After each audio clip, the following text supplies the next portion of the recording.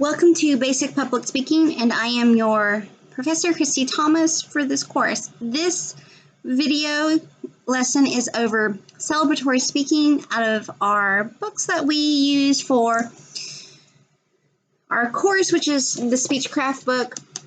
So this is where all the PowerPoint presentations and Word documents are generated from, is this textbook that I use in the course. So let's get to it. The book states that celebratory speaking is a reflection of the events that make us who we are. Now, some communication scholars they say celebratory speaking is its own genre of public speaking, and then some lump it with informative speaking. But either way, celebratory speaking, it is its own entity, just whether it's a solo entity or can be lumped in informative. Now, in reference to how I have Blackboard set up, I usually put informative and celebratory in a content folder together, but that doesn't necessarily mean that I lump it together as one. So we know that informative speaking is speaking to inform us. That's us telling us about something or how to do something, instructing us. But celebratory speaking is celebration. This is the celebration of communities, both happy and sad. So there's quite a few different celebratory speeches within this group, this particular form of speaking. And we're going to touch base on different ones that fall under this. And usually when I set this up for Blackboard, I also include a myriad of different examples. I use YouTube clips. So like we discuss different speeches and then I put examples. I don't put examples of every one of the speeches that is discussed in the textbook or that I will discuss in this video, but it just kind of gives you an idea. I include commencement speeches, I include keynote speeches, I include acceptance speeches. Usually these are acceptance speeches. I use award shows. I included a Nobel Peace Prize acceptance speech. I also include funny wedding toast. And then I also usually include this speaker. She instructs on how to construct a memorable, good wedding toast. I also include a roast. I don't really include a whole lot of roasts, but if you think Comedy Central always does roast of performers. This be comedians, actors, or musicians, and there's a whole panel, so that gives you a better idea of roast. Rallies. I don't include examples of rallies, but political rallies are a hotbed to find examples of rally speeches. So that just tells you some of the things. Eulogies fall under this, but let's get into it and discuss the book. If you see me looking off screen, it's because my textbook is beside my computer for my notes that I have highlighted and wrote down. Okay, ladies and gentlemen, so when it comes to celebratory speeches or celebration speeches, these are speeches given on special occasions, and there's a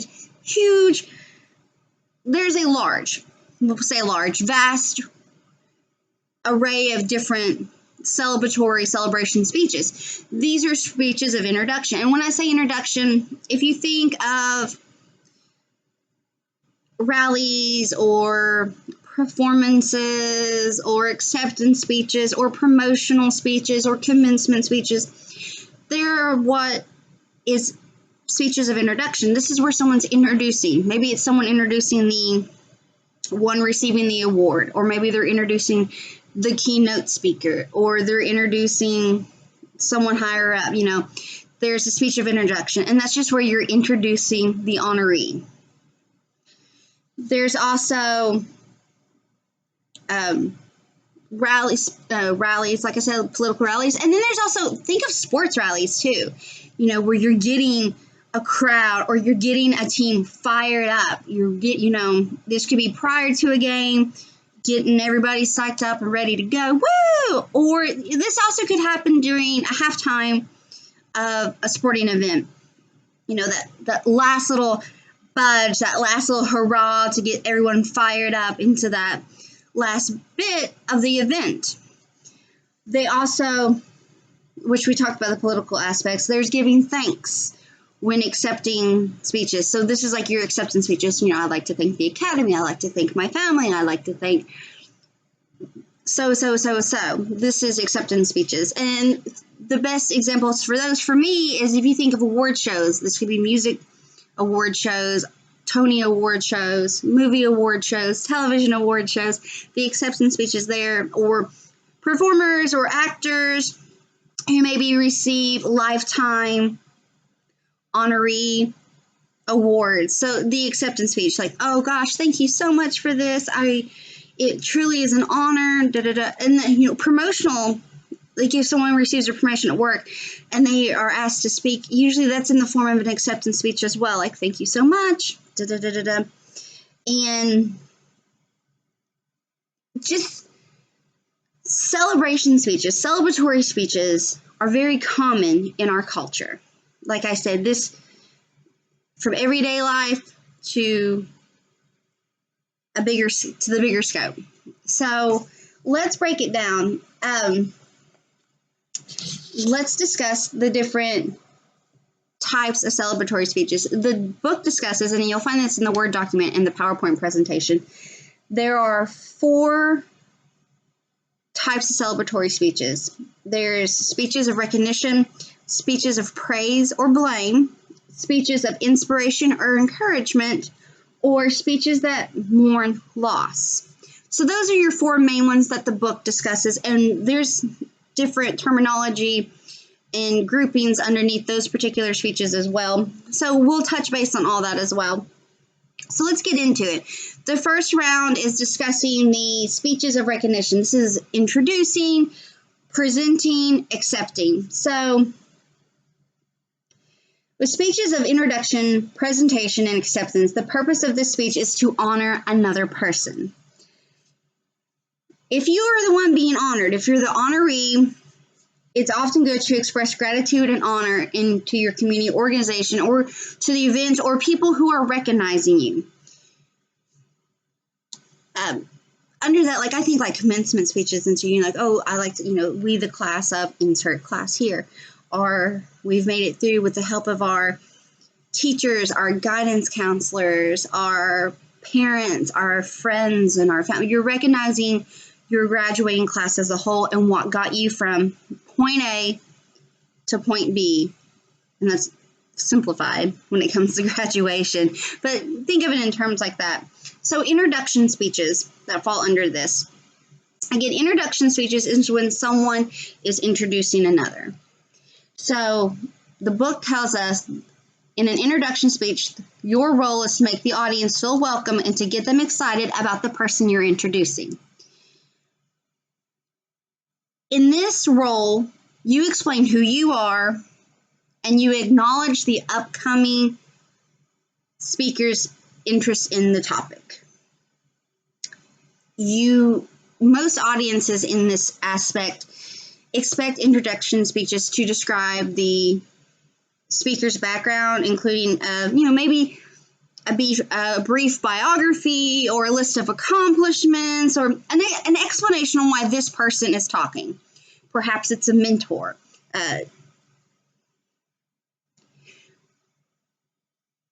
So acceptance speech wise, if you think of the Academy Awards, you get to,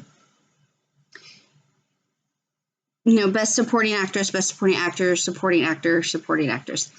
The presenter is the previous year's winner. They're the one that gets up. They talk about maybe what it meant for them to win that award, what it means to be acknowledged by the Academy and a group of your peers at the award ceremony. They have a little interjection of who they are, why they're there, and then they get into doing the nominees. And the nominees are generally 5 to 6 people in those categories. So they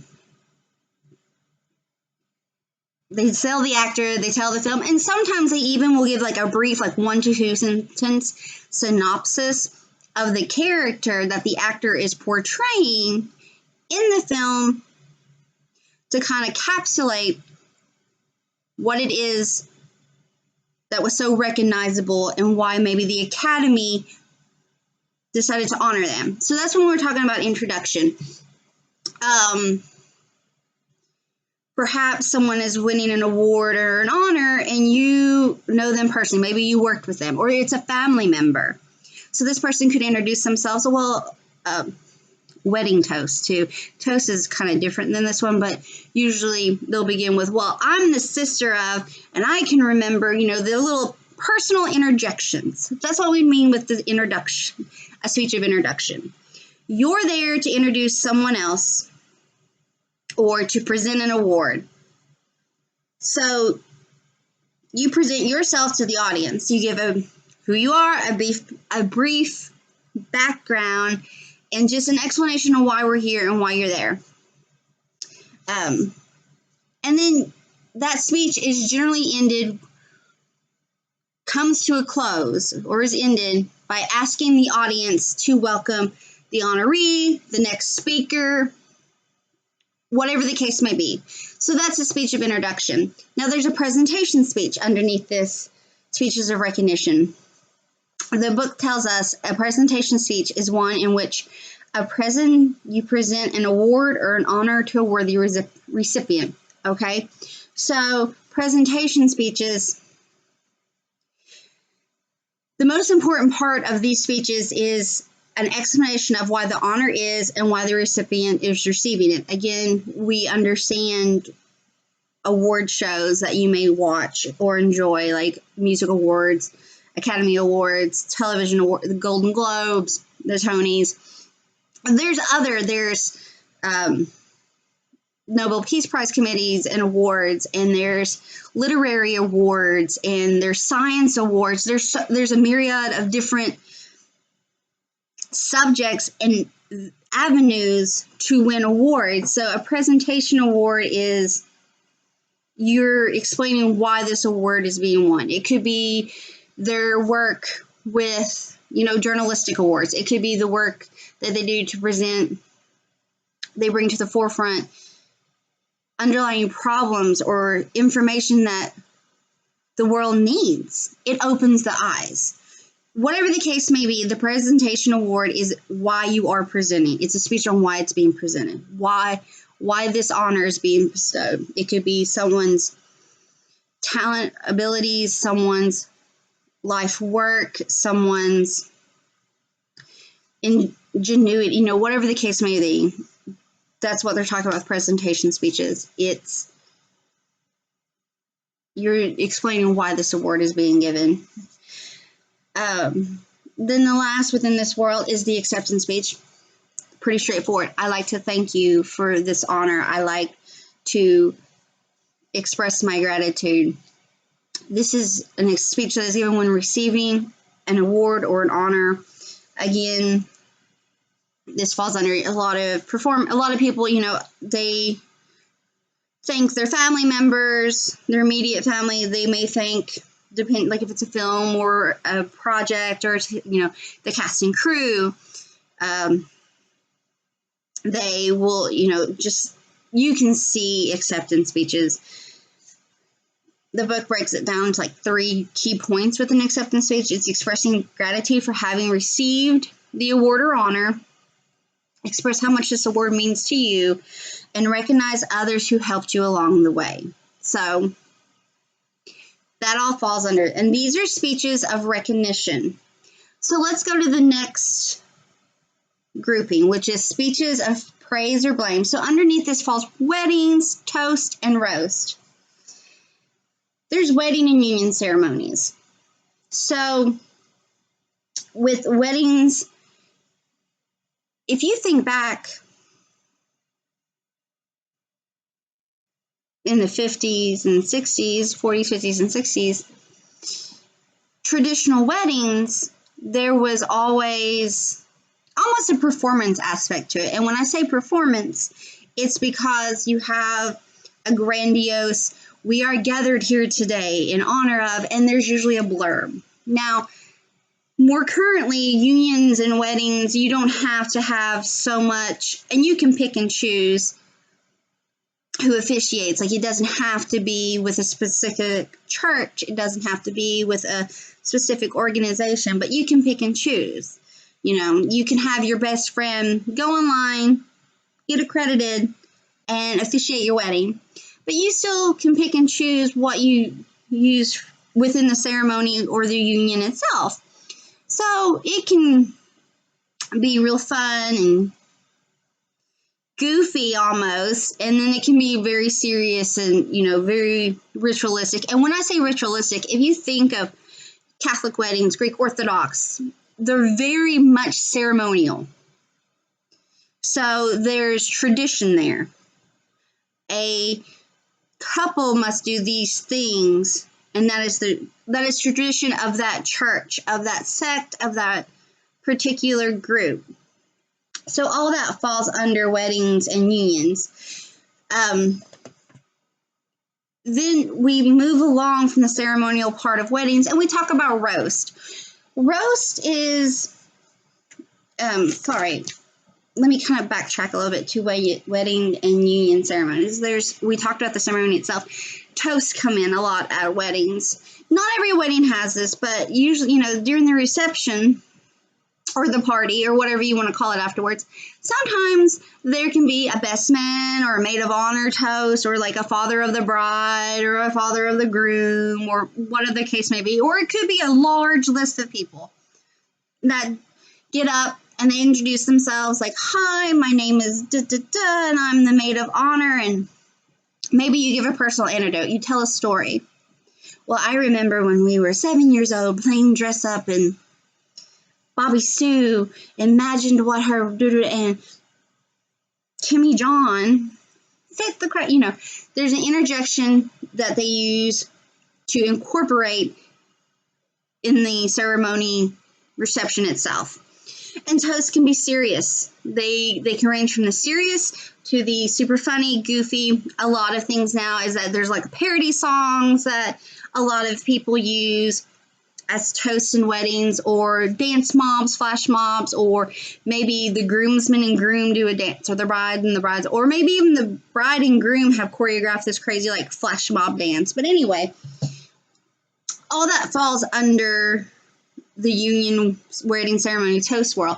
Now, if you want to go the opposite of a toast, because toast, we're celebrating. Hi, great, you're wonderful. We're so happy for your union. You're I remember growing up with you thinking this day would never come, and then I met them, and da-da-da. Okay, I keep going. Our roast. Roast is very humorous, and they're teasing tributes to an individual. Toast, we're honoring. You could probably roast at a wedding too, but think of toast as honoring, and roast is honoring humorously. In the event of roast, the honoree and participants all realize that the tribute is meant in good fun. So it's not a malicious, like, no one's caught off guard.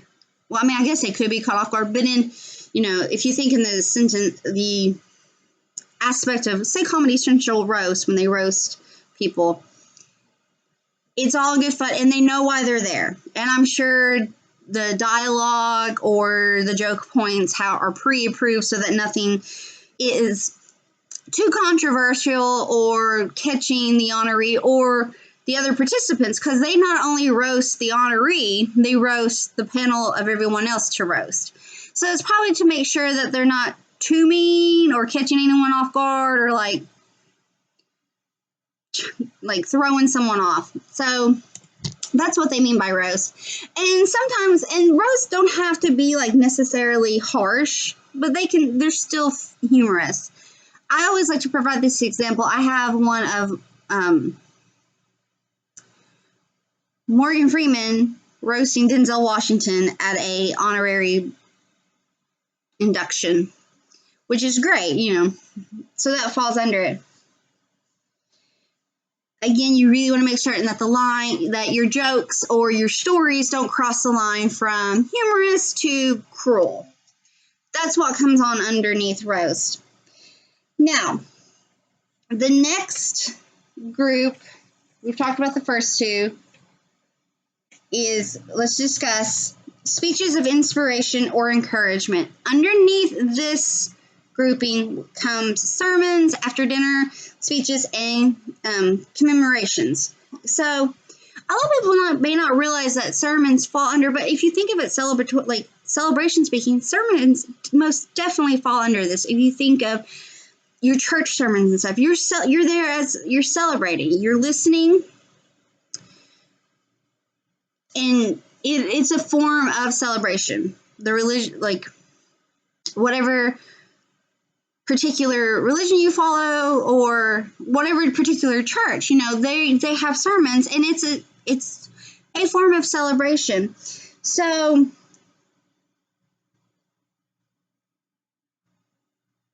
to break that down even more, the book breaks it down as sermons, jeremiads.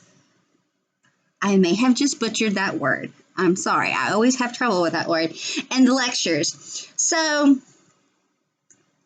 if you break down those three, because they're lumped together in the book, in the PowerPoint, in the Word document, a sermon is a speech that relies on religious or spiritual text to inspire listeners to think or do.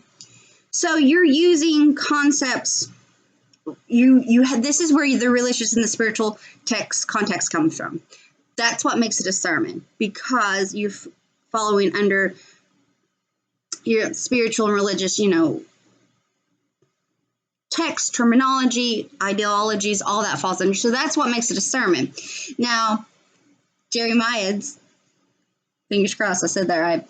These are speeches that an audience, trying to break this down to where it makes sense.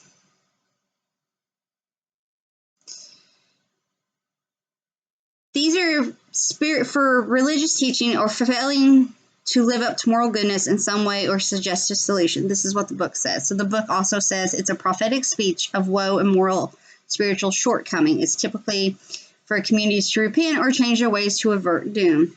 Now, this is not just under religious groups.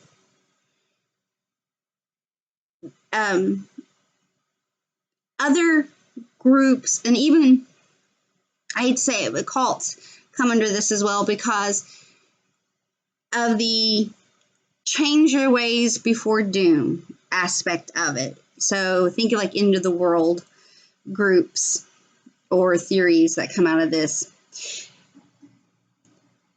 That's all I'm going to touch on, those two, and then I don't give examples of those because I don't give examples of the jeremiads, and sermons I don't give examples because we pretty much all know what the basis of the sermon is. Now, underneath all that, they say if you strip all the religious and spiritual from a sermon, it then is called a lecture. So that falls under it. Lectures are when you think of it as a parent trying to tell their child not to shoplift, or telling someone not to smoke or not to do this. That falls under a lecture, because you're not basing your speaking on spiritual or religious tones. It's just, you shouldn't do this because there's some aspects under it, but it's their way of shoplifting, you should not do this, or you should not smoke, or even getting a team to focus harder and play harder and, work harder, aspire them to play. So that's what falls under.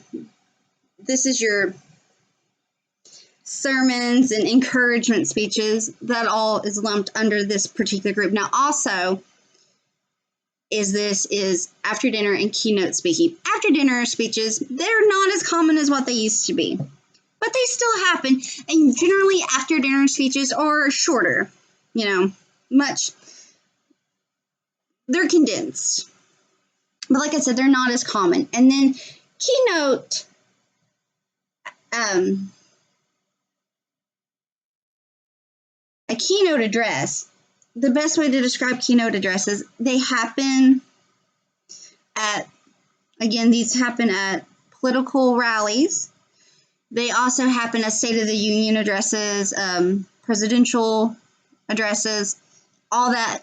So keynote speakers and forums. They also happen at forums. And the book tells us a keynote address is a featured speech at a convention, meeting, or a political gathering that is designed to highlight the tone and purpose of gathering. And the purpose of the gathering. Sometimes keynote speeches advance a collective goal or agenda. So the keynote it's there to acclimate what the meeting or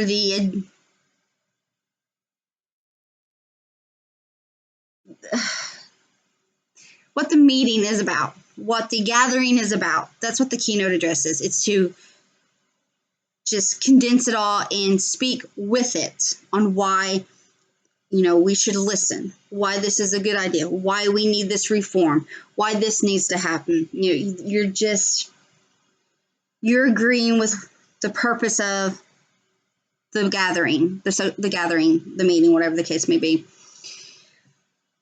Underneath also this group, so we've had sermons, lectures, and then we've talked about keynote and after dinner speeches. I know I didn't really talk a lot of after dinner speeches. Like I said, they're not as common now. Maybe certain groups that still gather when they have meetings, they generally will eat, and there will be speeches that happen after you gather and you feast and then you chat. Freemasons and stuff, the book gives the example of Freemasons, and they have their annual or a monthly meeting upon which they get together, they mingle, they eat, and then they talk. And it could just be this is what we've been doing, this is what we're going to do, continue with the great work. Like, it's not a large, epic monologue that is written by, Tolkien, but it's kind of short and condensed, and it still happens. They're just not as common as what they used to be 50, 60 years ago. The next one underneath this grouping is the commemorative speeches. And commemorative speeches, this is where rallies and commencement speeches fall under. So a rally speech, I'm going to tell you what the book. It's an enthusiastic oration designed to inspire and motivate a community delivered at an event for a social or a political cause. That's why I say I don't post rally examples on Blackboard. I mainly post funner, not politically based charged speech examples. But rally speeches, if you think of Democratic, Republican, rallies prior to an election, or perhaps it's a rally on gun control or legalization of something, or insert hot button ticket item here. A rally speech, it just drives it in. The speaker is there to rally, to get the audience to listen and to get energized and to fully support this idea or this politician or the idea that's behind it. It's just there, yeah, we can do it, woo, You can easily go to YouTube and Google rallies, and you will have tons of political speeches at rallies pop up. Now, underneath, rallies are really trying to stir the emotions. Like, hey, come on, we need to do this. This is why we need to do it. Get with it. You're wanting to stir those emotions.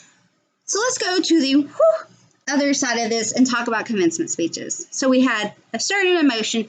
In a commencement speech, the terminology from the book is an inspirational speech delivered to a graduating students at an educational institution. We have commencement speeches when we graduate high school, when you graduate college, whether it be your associate's degree, a specialized school, there's usually a speaker, your bachelor's degree, a master's degree, a doctorate, whatever the case may be. But you get them in high school too, and there's generally a few different speakers.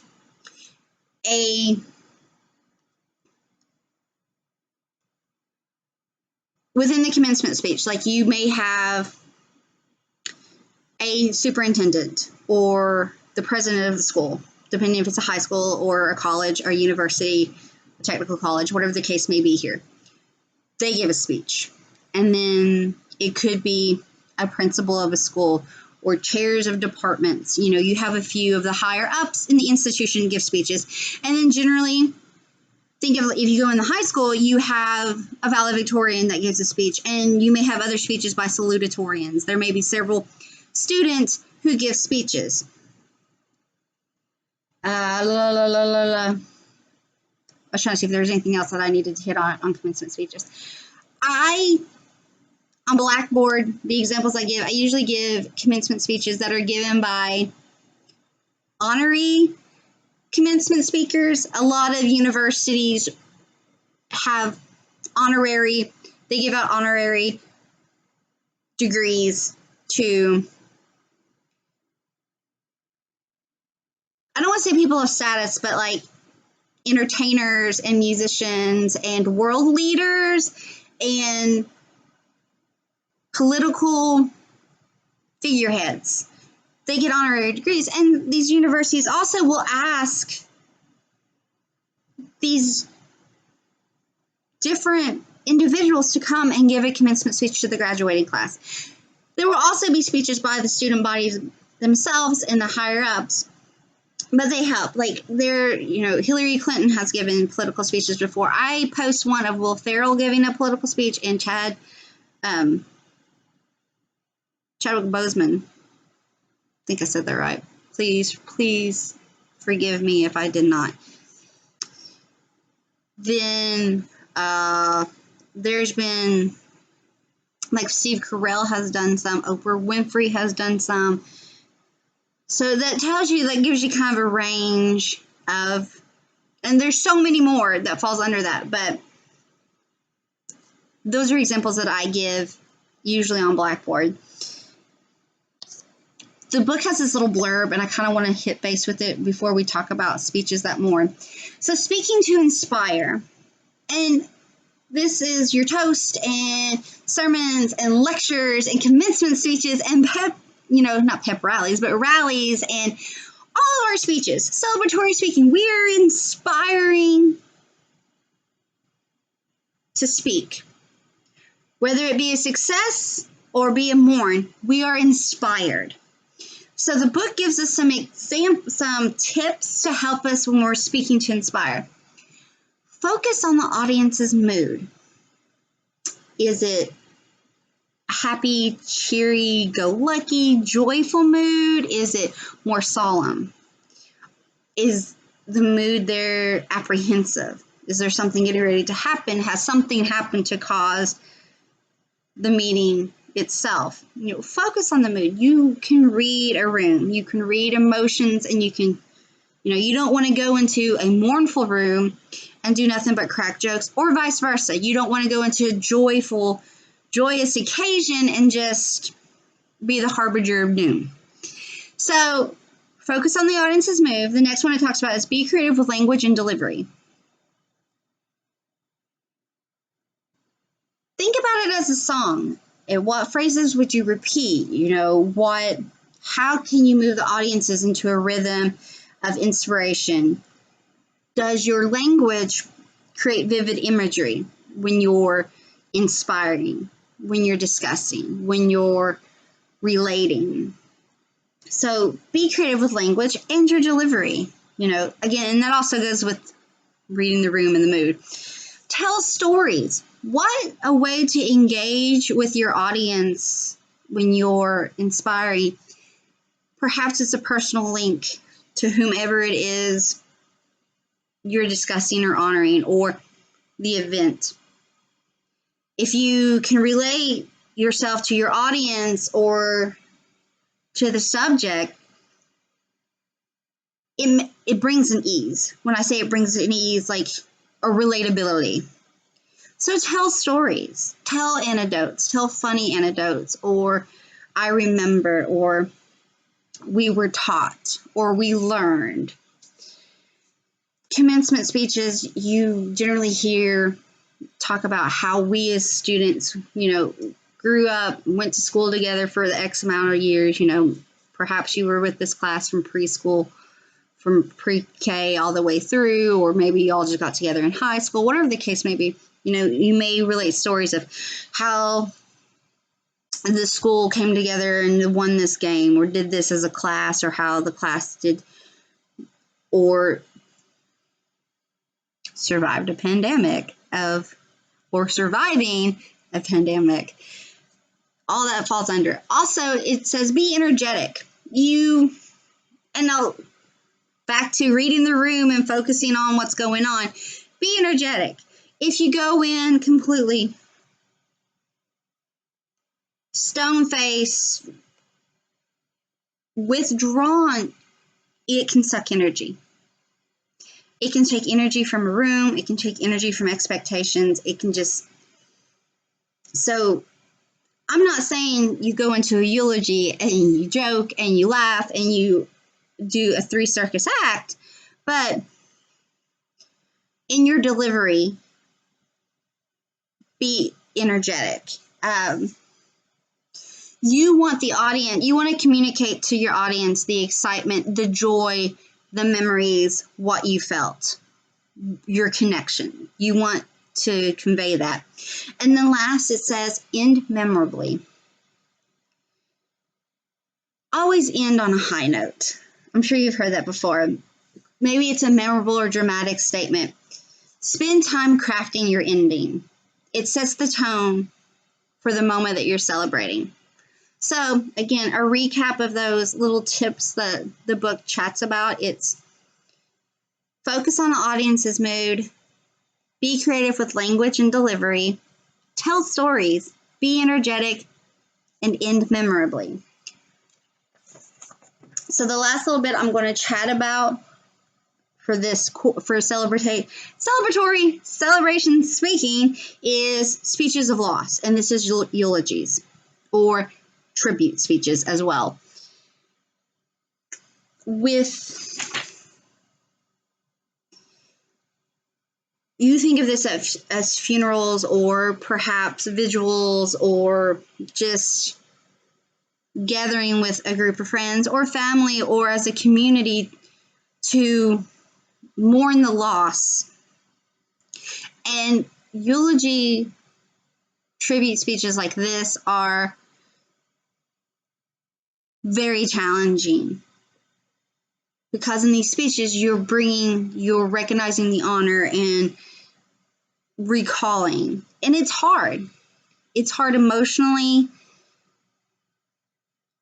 It's difficult. There's so many aspects to make it difficult, as in, like, it's not difficult for you to say it may be difficult to say the words, but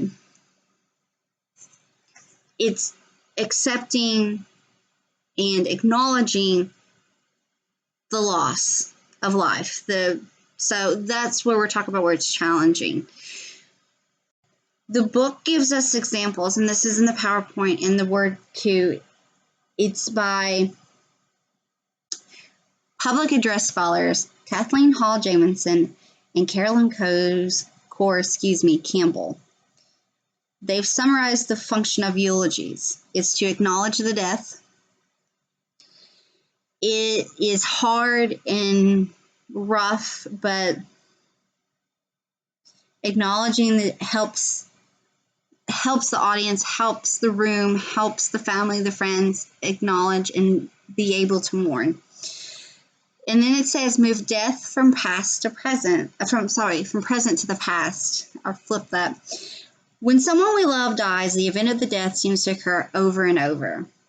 When giving a eulogy, you're attempting to help mourners heal by situating the death in the past. The next one that they discuss is help mourners reflect on their mortality. The passing of the loved one usually stirs up one's own fears of death. Eulogies, either directly or indirectly, should acknowledge these fears.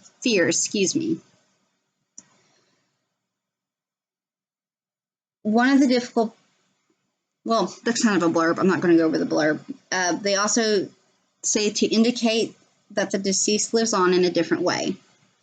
So you acknowledge, and then you can continue on. Well, they have moved on, and depending on your belief system as the speaker, or that of the deceased, the one that you are memorializing, that one that you're holding memory to, you acknowledge how they live on in various ways, be it in the person's family, their friends, their belief system, what they've worked on, groups and whatnot. And then it talks about reconstitute the community. With all celebratory speeches, the fundamental purpose of the eulogy is to bring the community back to unity. So within eulogies, it's acknowledging the loss, but we are here together to celebrate the wonderfulness of this soul. So that's what those are broke down. So quick snippet of those is acknowledge the death, move the death from present to the past, help mourners reflect on their own mortality, indicate the deceased lives in different ways, and reconstitute the community. That's what these scholars have summarized the functions of eulogies are. Eulogies and tribute speaking. I say tribute speaking. Tribute speaking can fall to those still present or those who have passed, but you're acknowledging the life that this person had in their legacy. And when I say legacy, it doesn't, a lot of people think legacy and they think these grandiose things. The legacy itself could be they were a wonderful parent or friend or grandparent or cousin or, neighbor or sister or brother or, partner or whatever the case may be here. You're coming together to acknowledge their legacy and acknowledge them. Now, the book also gives us tips for eulogies, and it's, write it down, which is,